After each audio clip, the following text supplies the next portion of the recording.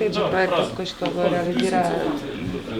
Дома за стари лица и порака наша, односно грижата на ранливите категории граѓани, што конкретно нуди проектот и дали заврши одлуките за учесниците? Така,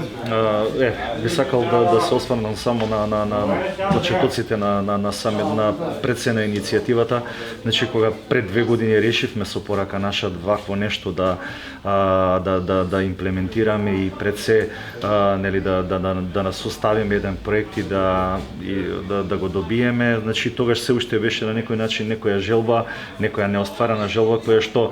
можеби и се плашевме дали воопшто ќе дојде денот кога ќе почне имплементација на еден ваков проект, меѓутоа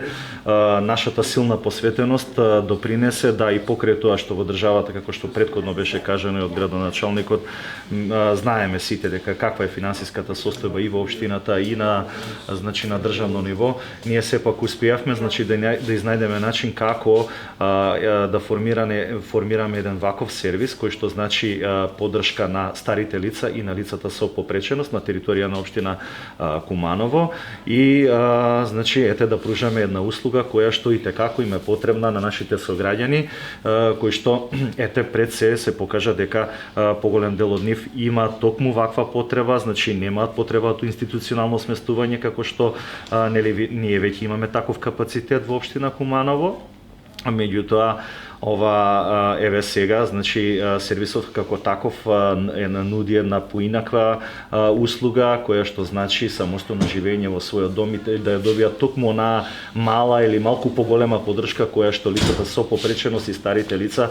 им е потребна. Вакво нешто воопшто не е ново во Европа, вакво нешто напротив е плод на сите оние наши, така да кажем, посети кои што сме ги имале по Европа и фактички значеше само пренесување на искуства и во нашата држава и значи се случува како таква. Претходно беше спомната и во претходни некои така да кажем наврати сме коментирале за самиот проект, што значи тука се согласно проектот ангажирани се 8 негователи, набавено е возило кое што ќе служи за проектот, а потоа веројатно и по негово продолжување ќе биде во употреба. Тоа на некој начин значи градење на капацитети за еден ваков сервис кој што треба да продолжи како таков. 8 негователи кои што ги споменав сите се сертифицирани и поминаа на официјална обука за негователи. Така да, се надевам дека во иднина сето ова ќе продолжи. Сега во моментот, значи, многу сме благодарни пред се на поддршката што ја добиваме од Австриското Министерство за труд и социјална политика, кое што целосно го поддржува проект во висина од 80.000 евра и се надеваме дека во иднина ќе изнајдеме начини со нашето ресорно министерство, со општина Куманово, како овој сервис да продолжи, затоа што веќе сега имаме